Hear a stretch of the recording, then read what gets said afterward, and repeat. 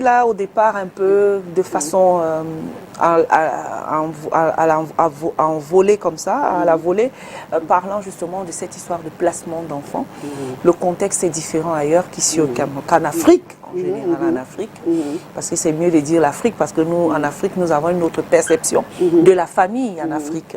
Donc aujourd'hui, quand on parle de placement d'enfants, Catherine, de quoi parle-t-on exactement, placement d'enfants? Oui, le placement d'enfants dans notre contexte, c'est le fait que on prenne volontairement son enfant pour aller le donner à un membre de la famille ou à des personnes qui nous sont très proches. On retrouve beaucoup le placement dans certaines familles. Tout à l'heure, tu disais que c'est la pauvreté qui pousse les gens à placer leurs enfants.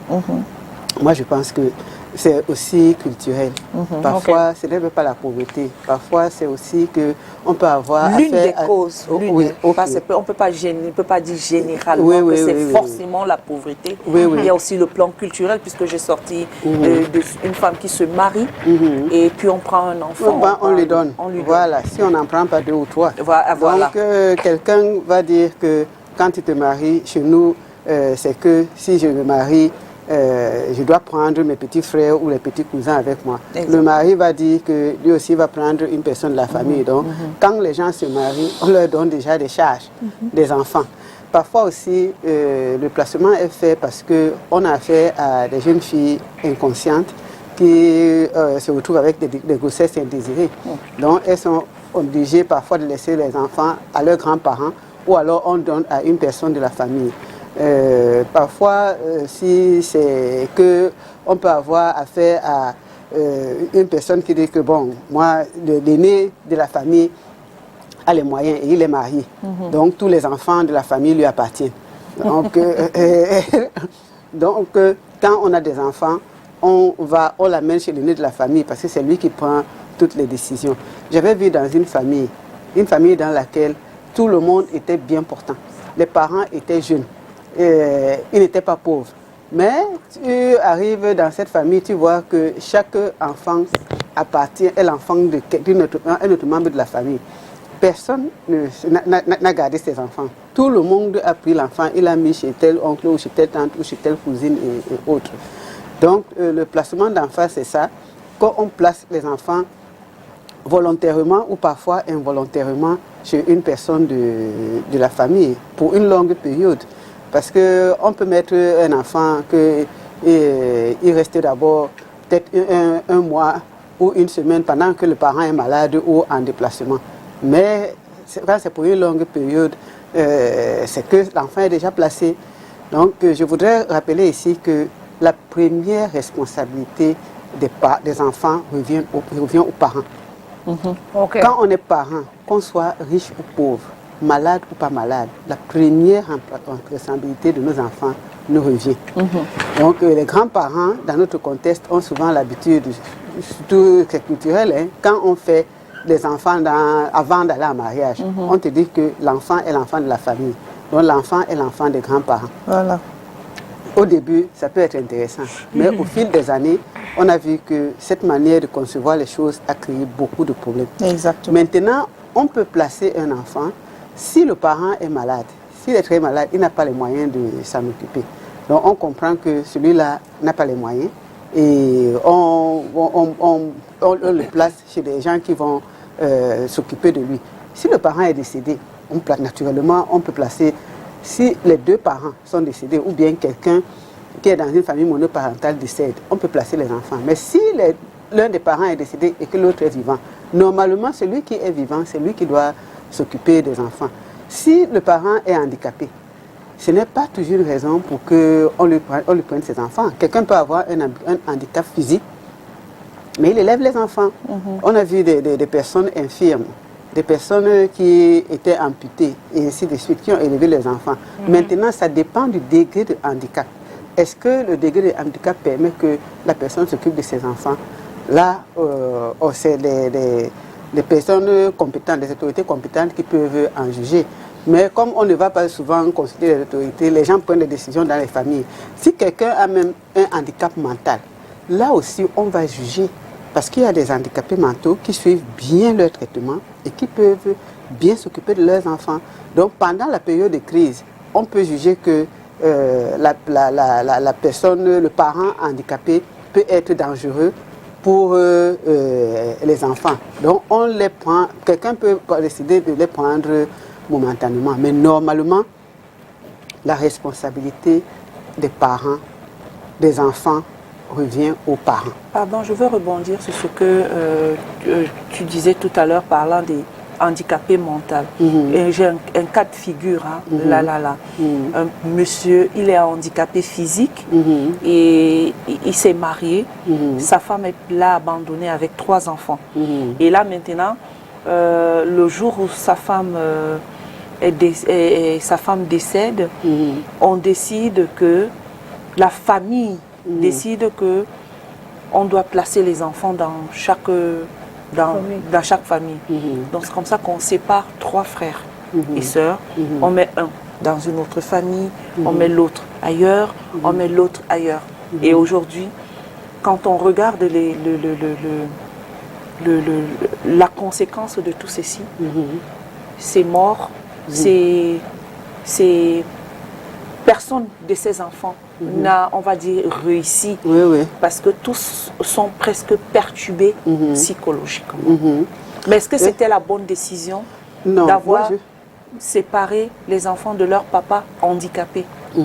Et les enfants entre eux, parce que entre eux justement. Oui, parce que quand l'un des parents meurt, on a souvent envie de se retrouver entre nous, de se donner de la chaleur. Peut-être que nous sommes 3. Si nos parents, notre mère ou notre père, nous avons envie de nous encourager mutuellement, de nous apporter de la chaleur, de penser aux souvenirs. Chacun, si on le prend, on le place ailleurs, on laisse le parent qui est handicapé seul. Ce n'est pas la bonne décision. Ce que les gens ne savent pas, c'est qu'on n'est pas obligé de prendre les enfants chez soi pour les aider. On peut aider la personne chez elle avec les enfants, parce que le parent handicapé a certainement besoin de ses enfants pour qu'il s'occupe d'eux. Donc ceux qui veulent aider, qui veulent payer la scolarité des enfants, ils laissent les enfants chez le parent et ils viennent le voir de temps en temps. Comme ça, les enfants vont se réchauffer entre eux. Ils auront leurs parents vivants devant eux et ils pourront s'occuper de leurs parents. Donc même quand on est dans une famille pauvre, il faut que ceux qui ont envie d'aider, qu'ils aident les parents, les enfants, mais chez eux. On a vu dans certaines familles, il y a une famille par exemple où on a placé les enfants, quelques enfants, chez des personnes de la famille riche. Je ne peux pas expliquer ce que ceux qu'on a placés sont devenus parce qu'ils vont se reconnaître. Mais tous les enfants qu'on a placés, vraiment c'était catastrophique. Mais ceux qui sont restés avec leurs parents dans la pauvreté ont réussi. Non seulement ils ont fait de bonnes études, malgré toutes les difficultés qu'ils ont eues. Et ils sont stables dans leur vie. Donc ne pensons pas toujours qu'on rend service aux autres en allant placer les enfants dans les familles. Qu'est-ce qui arrive souvent dans les familles? On tire très facilement sur la famille d'accueil, mais on ne connaît pas les sacrifices que les familles d'accueil font aussi. Les enfants qui sont dans les familles d'accueil sont obligés d'accepter des personnes qui viennent partager leurs parents, des personnes qui ont leurs exigences, des personnes qui ont eu leur éducation. Maintenant, voilà une famille par exemple. Un enfant arrive, il veut regarder la télé. Les enfants de la famille même, de la famille d'accueil, veulent aussi regarder la télé.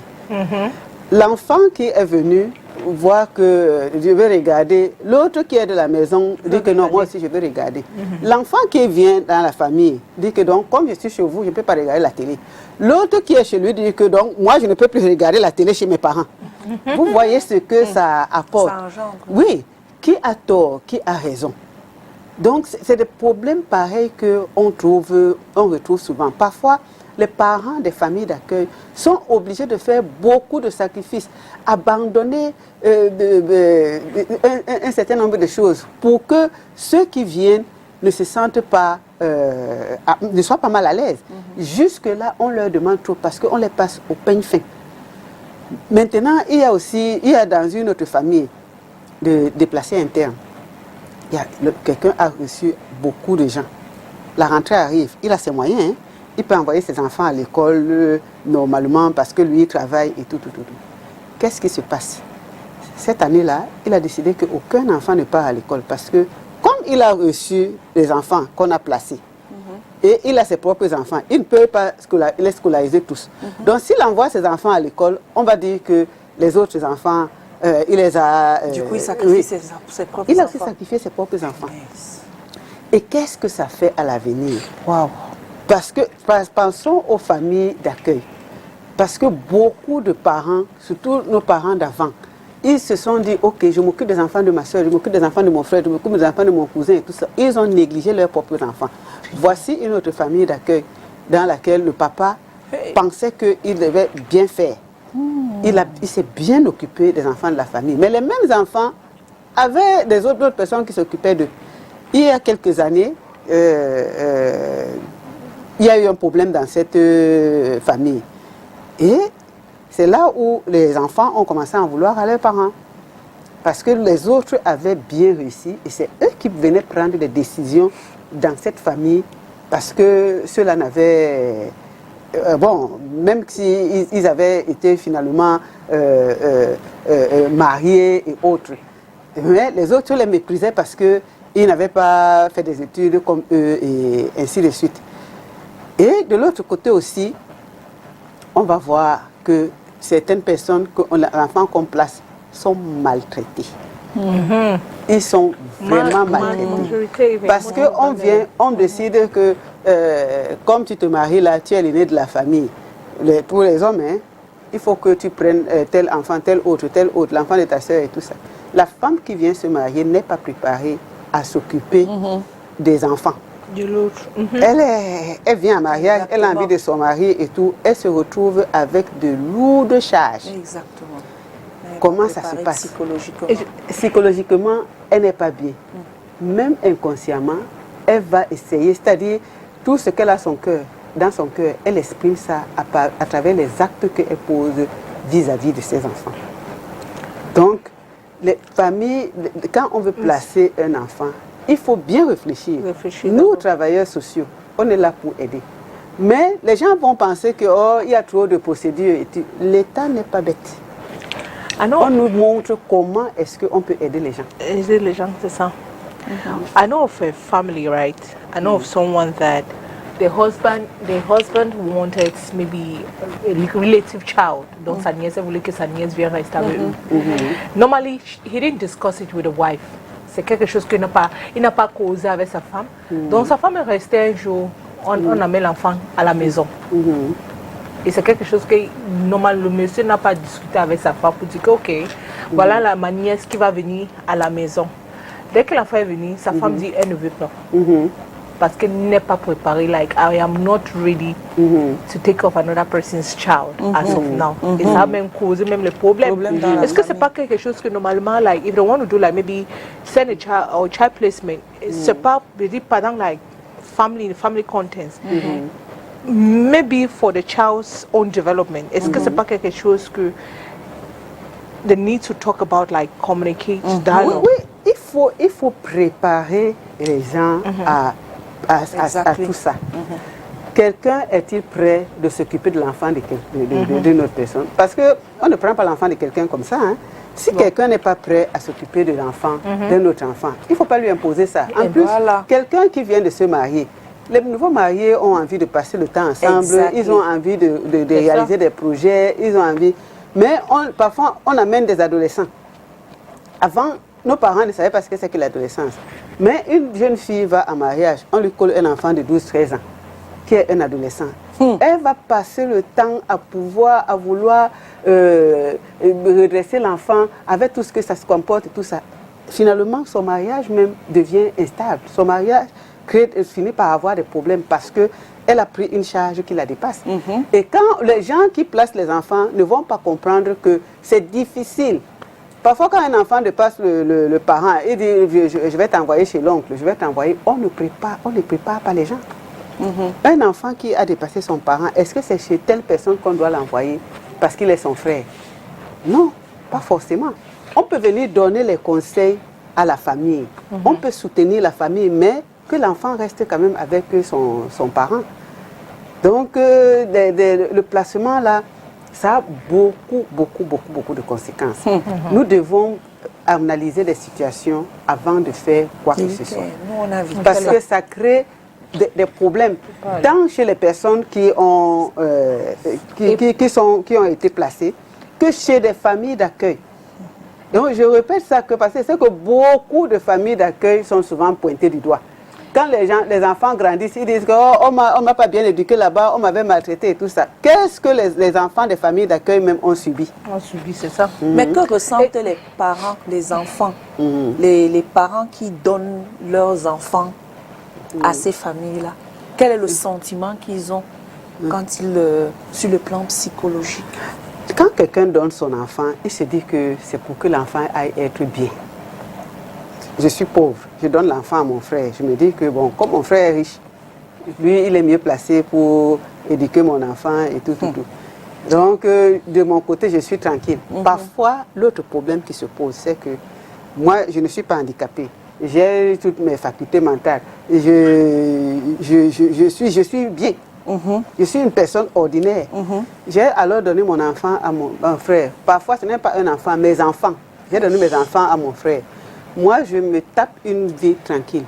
C'est ma belle-sœur qui doit s'assurer des devoirs, des nuits blanches, résoudre les problèmes entre les enfants, s'occuper de mon frère et ainsi de suite. Pendant ce temps, j'ai vu ma best life. Je vis et je surveille ma belle-sœur, s'il te plaît. Que comme mes enfants sont là comme ça, s'il y a moindre chose, je veux aller me plaindre chez elle, on commence encore à lui faire la pression que pourquoi tu ne t'occupes pas bien des enfants de ta belle-sœur. C'est-à-dire, au lieu d'en vouloir à la personne qui ne s'occupe pas de son enfant, on va plutôt en vouloir à l'autre à qui on impose une lourde charge. Exactement. Et ça se passe comme ça dans beaucoup de familles. Donc maintenant, quand les enfants grandissent, qu'est-ce qui se passe? Ceux qu'on a placés disent que ma tante ne m'aimait pas, telle ne m'aimait pas. Ceux de la maison aussi sont souvent traumatisés parce que ce qu'ils vivent, ils ne comprennent pas pourquoi on est chez nous, mais on n'est pas libre. On est chez nous, mais on ne peut plus jouir de nos parents. Parce que si je vais m'accrocher à mon père, à ma mère, l'autre enfant va se plaindre que la femme là, elle prend les enfants dans ses bras, elle ne me fait pas. Et les enfants sont prêts à faire des comparaisons. On fait des comparaisons et puis on commence à tirer sur l'autre. Donc, celui qui place, lui, il est tranquille. Il sait qu'il n'a aucune charge. La rentrée, il ne connaît pas. Les douleurs, il ne connaît pas. Répéter les enfants, il ne connaît pas. Et quand l'enfant grandit, donc voilà un autre problème. Quand l'enfant commence à grandir, c'est là où la mère commence à se pointer doucement. Elle dit, attention, mon enfant. Ce n'est pas ton père là-bas, ce n'est pas ta mère, c'est moi ta mère.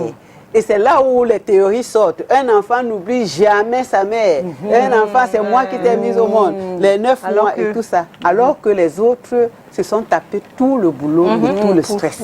For the upbringing of a child. Je veux être équilibré, parce que je voudrais que les gens comprennent aussi les problèmes des familles d'accueil.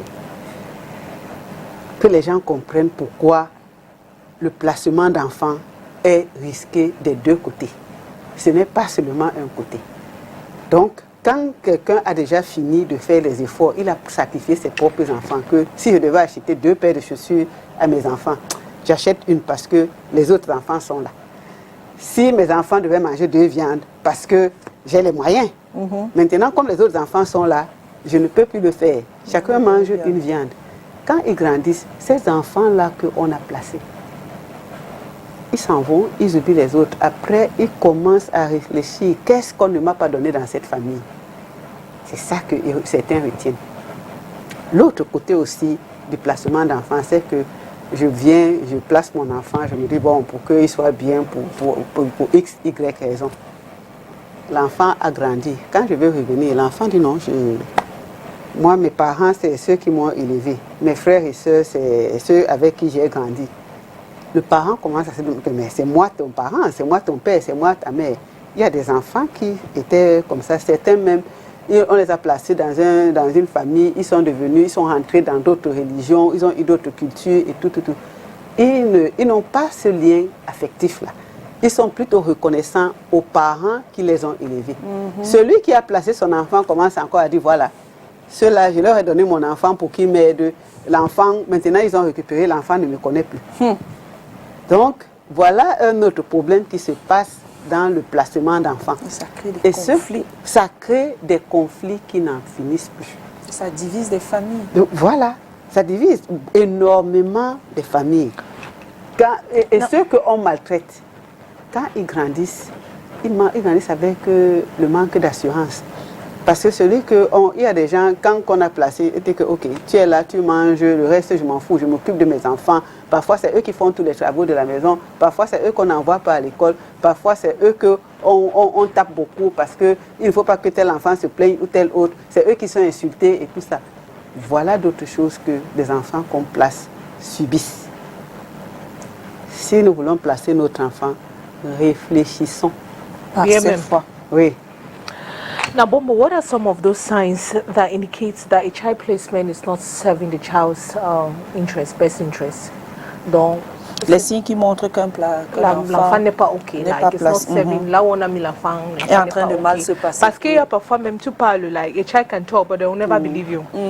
Voilà, voilà aussi un autre problème, voilà. Oui. Parce qu'on dit que c'est culturel, hein. Quand l'enfant se plaint, on te dit que tu ne peux rien faire parce que l'enfant est chez ton frère. Quand tu as donné l'enfant, tu oublies. Donc l'enfant peut venir te plaire, on te dit que supporte, ce sont tes parents. Thank you. Oui, et l'enfant supporte des choses. C'est toi qui es têtu. Oui, on pense que c'est toi qui es têtu. Pourquoi tu ne peux pas les respecter et tout. Donc là aussi, c'est un autre problème que le parent qui a placé son enfant, on lui dit que toi-même oublie. Comme tu as placé comme ça, tu te retournes, tu n'as plus rien à voir avec cet enfant. Là aussi, ça crée des problèmes. Est-ce que l'enfant a un sentiment de rejet? C'est ça. Pourquoi mon père ou ma mère est venu me placer ici? Pourquoi moi? Pourquoi pas les autres? Au vu de tout ce qu'il est en train de voir dans la maison. Oui. Voilà une jeune fille qu'on envoie dans un pays étranger, un pays très développé. Les parents sont restés dans le pays d'origine. La jeune fille était la dernière de la famille. Et ces trois aînés sont restés avec leurs parents. Les parents, quand ils envoyaient, ils se disaient que bon, c'est sûr qu'après elle aura une meilleure vie, elle va travailler et tout. Sauf que quand elle grandit, elle commence à en vouloir à ses parents. Et elle leur demande que je vous ai fait quoi pour que vous me placiez. Les parents disent non. Tu vois, on voulait que tu aies une meilleure vie et tout ça. Et que vous ne pouviez pas envoyer quelqu'un d'autre. C'est moi que vous avez choisi pour envoyer. Et malchance, dans la famille d'accueil, ça ne s'est pas trop bien passé. Maintenant, ces sœurs qui sont restées dans leur pays ont réussi à immigrer aussi dans le pays où elle était. Elle avait marre de tout. Elle est rentrée dans leur pays. Elle qui a grandi là-bas, elle est partie très très petite, elle a grandi là-bas. Et elle disait que ses sœurs s'entendent. Ses sœurs, même comme elles sont à l'étranger, elles ont les pieds sur terre parce qu'elles ont grandi avec leurs parents, dans leur pays et autres. Elle a pensé que bon, peut-être que si elle revient au pays, ça va l'aider un peu. Mais c'était une jeune fille qui a été un peu déséquilibrée. Il y a une autre personne qui m'avait appelé un jour, que je n'ai pas vu finalement, avec à peu près le même problème. Ils ont un enfant, ils décident d'envoyer l'enfant à l'étranger, toujours pour les mêmes raisons, il aura une meilleure vie, il va travailler et tout. Toujours parce qu'ils ont fait confiance à la famille d'accueil. Vraiment, c'est une famille d'accueil avec laquelle ils s'entendaient très très bien. Maintenant, l'enfant arrive là-bas, malheureusement, il y a un problème entre ses parents adoptifs. Et on l'a impliqué dans ce problème. Qu'est-ce qu'elle a fait? Même question à ses parents. Pourquoi vous m'avez amené ici? Oh non, c'est que on voulait que tu sois bien, que tu... Et puis non, moi j'avais besoin de vous, je n'avais pas besoin de venir ici. Donc là aussi, il faut réfléchir. Il faut vraiment réfléchir. Avec les problèmes d'immigration maintenant, certains voyages, ils envoient leurs enfants, ils laissent leurs enfants en famille. Comme une baby-sister. La rupture là, pour rattraper ça. Oui. Devenir des baby-sitters. Oui. Parfois on ne s'occupe pas aussi. Le problème c'est que Quand les enfants retrouvent leurs parents... Il y a un gros chantage qui se passe avec la famille, entre la famille d'accueil, surtout quand c'est à l'étranger. Ça devient difficile à l'étranger. C'est difficile. Mais je en vais Afrique parler... encore ici, là, on geste, la mère peut, ou la famille peut même s'asseoir. Mais quand c'est déjà l'autre, il y a parti là-bas. Oui. Là, c'est un truc, c'est le long courrier, donc elle est obligée de supporter. Parfois, c'est pas tout ce qu'on vous montre Tout à fait. Qui est bien. Maintenant aussi, celui qui a laissé les enfants ici, quand les enfants finissent par le retrouver, la rupture là, tu ne sais plus qui est ton enfant. L'enfant ne sait pas qui est ton père. Ah, ça. Beaucoup de parents ont eu des problèmes avec les enfants. J'avais vu dans les réseaux sociaux un jour, on dit que vos enfants qui sont en Afrique, il faut les laisser là-bas, ne les amener pas ici. Cette rupture-là, parce que élever un enfant, c'est une continuité. Du ventre jusqu'à ce que l'enfant grandisse. Et quand il y a la rupture, l'enfant a 5 ans, le parent est parti. Il revient le prendre 10 ans après. C'est extrêmement compliqué. C'est compliqué, alors que quand on grandit avec un enfant, on sait moi qui il est. Il est nerveux, il est paresseux, il est. Mais la rupture a créé la carence affective. C'est-à-dire, beaucoup de parents, quand ils reviennent se plaindre, oh, quand je suis parti, j'envoyais l'argent, j'envoyais, mais l'enfant ne se sent peut-être pas à l'aise avec la personne avec qui on l'a laissé. Certains sont partis de famille en famille. Oh, j'étais ici, on dit qu'il mangeait tout l'argent. Je suis parti dans l'autre famille. Oh, d'abord, on me faisait trop travailler. Je suis parti dans l'autre. Finalement, ça crée beaucoup de problèmes avant que les enfants se retrouvent. Maintenant, quand ils se retrouvent, l'enfant vient avec les traumatismes. Le parent même a été traumatisé pour X, Y raison. Voilà 2 personnes affaiblies psychologiquement qui se retrouvent ensemble. Et qu'est-ce que ça donne? C'est compliqué, ça devient compliqué. Très, très compliqué. Donc, le placement d'enfants là, que Dieu nous aide. It's just like abroad, Mireille. C'est un enfant, like when you do something to your child, they have like a toll number that you can call. But here in Cameroon, I don't know if it's different. I don't know if there are NGOs or don't have maybe social workers, government agencies that do protect kids. I know some do exist that when a child comes and abuse or comes and report abuse, un enfant qu'on a mis quelque part, peut-être qu'on a en train de maltraiter, abuser, like they maltreated the child comes and report that this is what is happening to him, but sometimes they do give a deaf ear to it.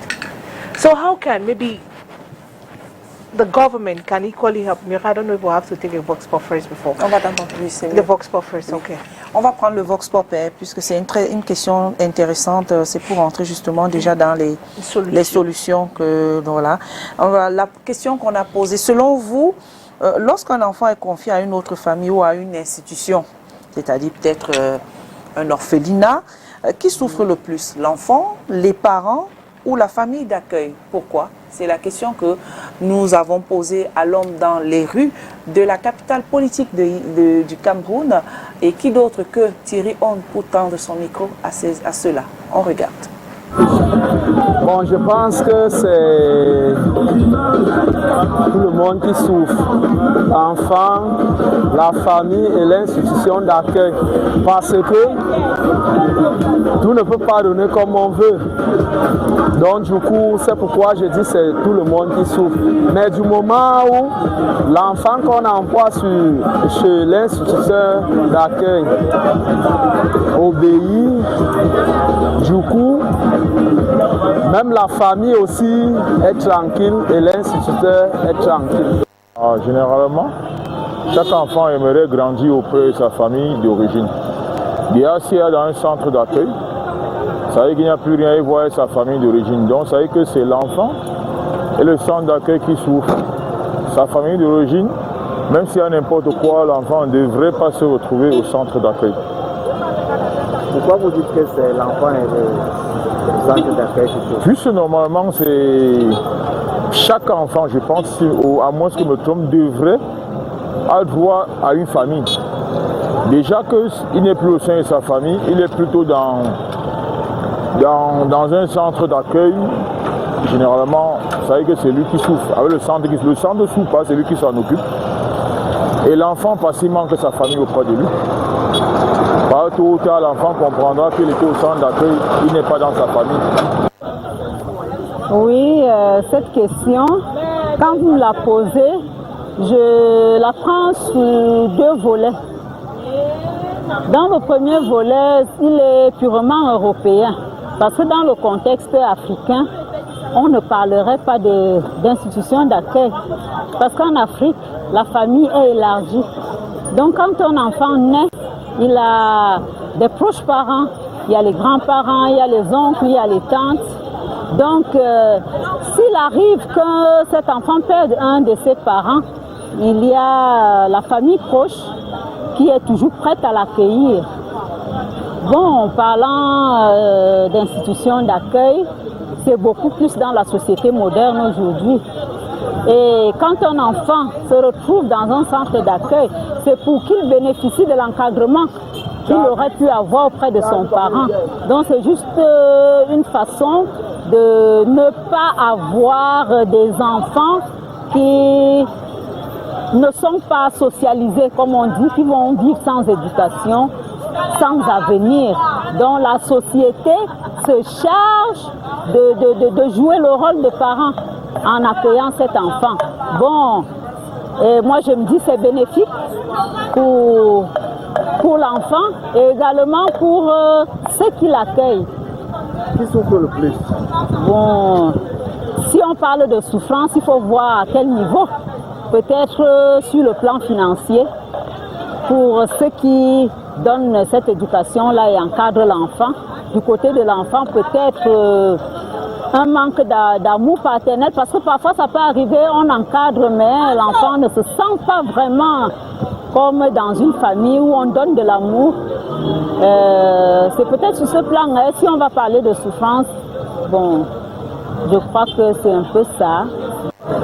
C'est l'institution, parce qu'elle prend en charge l'enfant. Parfois, la famille qui vient confier cet enfant à l'institution tourne le dos. C'est comme si elle, la famille, se déchargeait de cet enfant. Alors, ceux qui sont conscients peuvent apporter des ramifications, ça veut dire des appuis qui ne sont pas toujours conséquents.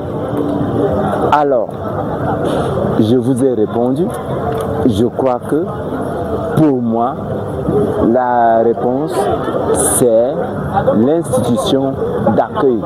Que ce soit la famille, que ce soit l'institution, c'est la misma cosa. Je vous ai répondu. Merci. Bon, d'après moi, c'est la mère aussi l'enfant. Pourquoi? Parce que la maman, vraiment, elle n'a pas les capacités. Moi, comme parent, j'aimerais toujours avoir mon enfant auprès de moi. Voilà. Et pour l'enfant? Pour l'enfant, c'est vrai, il ne ressent pas la chaleur maternelle. Avec le temps, il va s'habituer avec d'autres gens, mais c'est pas très probable pour moi, d'après mon point de vue. Tout le monde est unanime aujourd'hui, hein, parce que on va dire que c'est pratiquement les mentalités ont évolué aujourd'hui. Et on a vu beaucoup de conséquences aussi. Voilà, c'est vu de cela qu'aujourd'hui, la plupart répondent comme elles ont répondu là. Oui. Moi, je pense que, comme tu disais en off, c'est mieux que même si on est pauvre, qu'on reste avec son enfant, bon ou mauvais. Si on n'a pas une raison valable, qu'on est très malade, on est handicapé, on ne peut pas, vraiment, gardons nos enfants. Celui qui veut nous aider doit venir nous aider chez nous.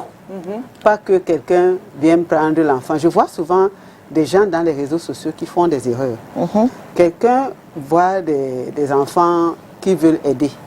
Et dit, je prends l'enfant chez moi, hein, je vais aller donner l'enfant à tel et tout ça. Erreur. Il y a un monsieur qui avait pris un enfant de la rue, il l'a amené chez lui. Quand j'avais vu ça, je me suis dit, mince, quelle erreur. Et il met dans les réseaux sociaux. Ils ne savent même pas que ce n'est pas comme ça que ça se passe. Ça se passe. Oui. Et le monsieur avait les enfants. Hein. L'enfant de la rue est venu là-bas parce qu'il a raconté des histoires. Les gens ont commencé à donner l'argent. Il est venu. Quand l'enfant lui a sorti la carte, il est encore revenu. Et moi, ça ne m'a pas surpris. Ça ne m'a pas surpris. On veut aider les gens, même les enfants de la rue. On ne les aide pas n'importe comment. On forme les gens pour aider. Moi, mon travail consiste à aider. Et je ne veux pas entrer dans les détails, mais le ministère avec lequel je travaille, quand ils veulent que je fasse un travail, on m'écrit que tu as la charge et puis on travaille ensemble pour voir comment on peut aider quelqu'un, comment on évolue. On ne prend pas l'enfant n'importe comment. Même les enfants de la famille, bon, ça c'est la famille. Mais avant de prendre l'enfant, avant de placer l'enfant, rassurez-vous que les personnes chez qui vous partez les placer sont prêtes à les élever. Il y a un CES du côté de mon village. C'est moi, les gens du village disent que c'est mon CES parce que c'est moi qui avais créé, qui avait fait toutes les démarches. On a créé ce CES et tout ça. Je pense même que c'est un lycée aujourd'hui. J'ai fait ces démarches, j'ai demandé qu'on crée ce CES. Pourquoi? Parce que dans ce village-là, il n'y avait pas de lycée. Et les enfants, quand ils finissaient l'école primaire, ils devenaient des mototaximans, certains devenaient des bandits et autres. Alors on m'appelle, on me dit que la seule école qu'il y avait là-bas, c'était une école privée. Et les parents n'avaient pas l'argent parce que la plupart étaient des planteurs. Il fallait donc faire des démarches pour qu'il y ait un CES dans cet établissement. Certains parents qui envoyaient leurs enfants dans des familles d'accueil à Douala, ça se passait très mal. Donc, c'était un argument valable pour que l'État prenne ça en compte et qu'il accepte ma demande. Pour dire que les familles d'accueil, voilà encore une histoire qui revient dans les familles d'accueil. Beaucoup de familles ont eu des problèmes et se sont éclatées à cause du placement d'enfants. Donc, parce que les uns placent, parce qu'ils n'ont pas de choix, l'enfant même arrive, il est mal à l'aise. Le fait de séparer l'enfant de son enfant, l'enfant de ses parents. Oh, nous, on s'est dit que non, comme l'autre parent est plus riche, ça va marcher. Non. L'enfant a besoin des choses qui n'ont rien à voir avec l'argent. L'enfant est peut-être habitué à rester avec sa mère, il est habitué à jouer, il fait peut-être certains caprices, il sait que chez ma mère, je vais manger à tel moment, il maîtrise déjà son environnement. Pap, on l'enlève de là parce que là-bas, c'est pauvre, on la met ailleurs, là où c'est mieux. Mais que faut-il donc faire pour améliorer justement la situation au Cameroun? Parce que vous, en tant que psychologue, comment vous faites pour accompagner justement les psychologues et les travailleurs sociaux? Comment est-ce que c'est ce que Cathy était même en train de poser comme question et les autorités dans le suivi de ces enfants? Maintenant, qu'est-ce qu'il faut faire pour améliorer? Quand les enfants sont placés officiellement, normalement, les enfants qui sont à l'orphelinat, quand ils sont placés à l'orphelinat, c'est une institution officielle. Il y a le contrôle. Et même les enfants qu'on adopte, ce que j'avais appris à l'orphelinat, c'est qu'on les suit. Il y a un contrôle pendant un certain moment. Parce que quelqu'un peut adopter un enfant, il le maltraite ou bien il le vend ou je ne sais pas. On contrôle. Maintenant, ce que nous, travailleurs sociaux ou psychologues, pouvons faire, c'est qu'on accompagne ces familles sur le plan psychologique, qu'on amène les personnes à exprimer leurs peurs, les sentiments négatifs qu'ils ont, les difficultés qu'ils rencontrent et qu'on les aide à les résoudre. Bon, maintenant, quand c'est dans la famille, que je prends l'enfant, je place chez mon frère, est-ce qu'on va accepter que je vienne là? Ils vont dire que c'est une affaire de famille, qu'on ne se mêle pas. Mais, quand les problèmes commencent, je conseille qu'on parte voir les autorités ou les spécialistes. Parce que certaines personnes se retrouvent comme ça en train de se plaindre. Un enfant qui est maltraité, par exemple, il peut essayer d'aller aux affaires sociales ou à la promotion de la femme et de la famille. Il peut aller lui-même? Oui, il peut aller, Les affaires sociales s'occupent des enfants. Donc, il peut y aller et il se plaint. Et si l'enfant, il est petit, on fera comment? Le parent. Quel parent? Le parent, si le parent a placé l'enfant et il voit que l'enfant est maltraité, il le reprend. Si dans certaines familles on te dit que non, on ne veut plus, parfois les voisins peuvent aussi signaler. C'est pour ça que les voisins doivent être vigilants. Les voisins ont souvent sauvé les enfants dans les familles. On voit un enfant qu'on tape. On a vu les vidéos, non? Oui. Je crois qu'il y a un numéro voisin. Oui. Qui est filmé parce qu'elle disait qu'elle dit tout le temps, like, she has been saying it, mais on dit que c'est faux. Donc, le jour-là, elle était obligée de filmer. Like, to show as an evidence that this is what this child is going through. Mais il y a un numéro vert pour ça, non? Oui, il y a un numéro. Le MINPROF a maintenant un numéro vert. Il faut, ça doit être le 114 ou le 116. J'oublie beaucoup, mais il faut regarder, il faut appeler le numéro là. Certains appellent et ils obtiennent des solutions. Parce que moi, on m'a souvent appelé pour des gens qui ont appelé ce numéro vert là. Et je suis entrée en contact avec eux. C'est le 116, je crois, Cathy, on avait le 116. Oui, je crois que c'est le 116. Je ne retiens pas bien le numéro. 116. Donc, il faut se renseigner pour savoir. Quand on voit qu'il y a une personne qui est dans une situation difficile, appelez ce numéro et répond. Les dernières personnes m'ont dit, c'est le ministère qui a reçu et ils ont envoyé ici à Douala.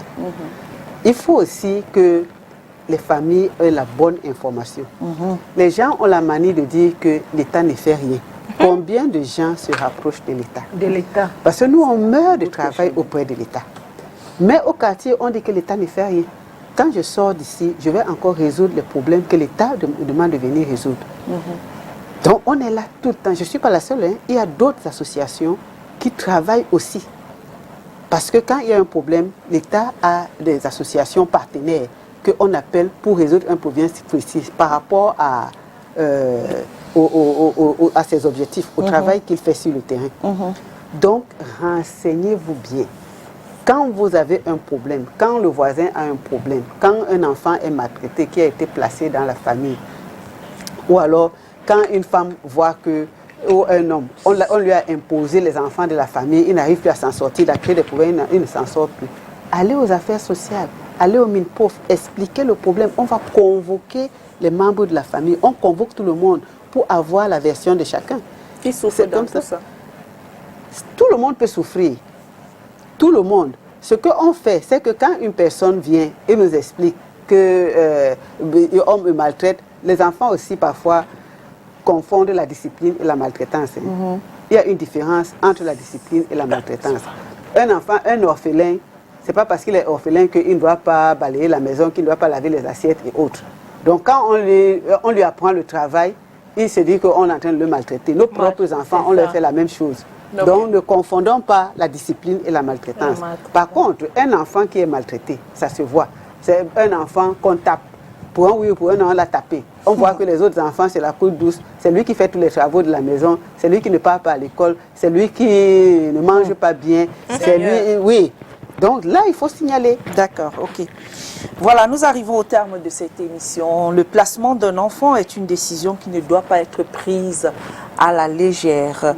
Derrière chaque histoire, il y a des émotions, il y a des défis, mais surtout un enfant qui a besoin de sécurité, d'amour et de repères. Retenons que,